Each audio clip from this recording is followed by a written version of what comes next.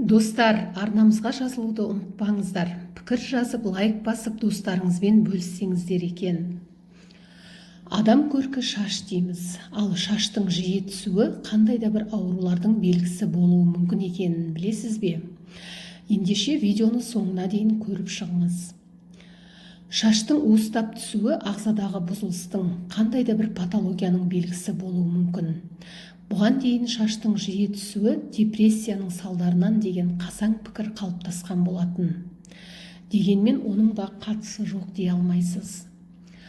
Адамның басында қанша шаш бар екенін ешкім тап басып айта алмайды. Дегенмен күн сайын шамамен 100 тал шаш түссе, бұл қалыпты жағдай болып саналады дейді мамандар. Ал шаш бұдан көп түсетін болса, ағзадағы қандай да бір аурудың дамып жатқандығының белгісі болуы да бек мүмкін. Шаштың тым көп түсуіне себеп болатын ауру түрлері мыналар. Дерматологиялық аурулардың ішінде, оның ішінде псориаз, экзема, ішкі орган аурулары, яғни гастрит, колит, бүйрек, бауыр аурулары, авитаминоз, сондай-ақ қалқанша без, аналық без, аутоиммунды аурулар, цитомегаловирус инфекциясы, мерез, туберкулез, иммун тапшылығы жағдайлары.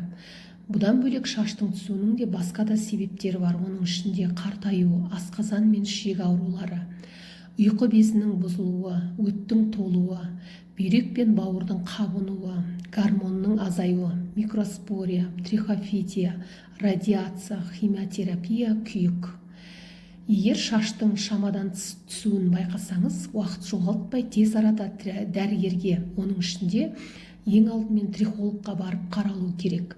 Дәрігер трихоскопия тәсілі арқылы шашқа компьютерлік түсірілім жасап, бас терісінің алды артын төбесін қарап сараптама жасайды.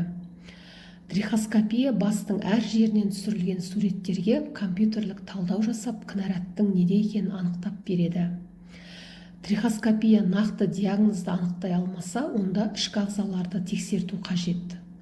Бір қызығы, адамдар шаш түсуін аса бір мән беретін жағдай деп қарамайды. Трихолог маманның қызметіне жылына 1 рет болса да тексеріліп қажеттігін ескертеді. Шаштың шамадан тыс көп түсуін болдырмау үшін алдын алу қажет. Ол үшін шашты көп бояудан, сәндеуден аулақ болу, ультракүлгін сәулелендіруден қорғайтын құралдарды қолданыңыз.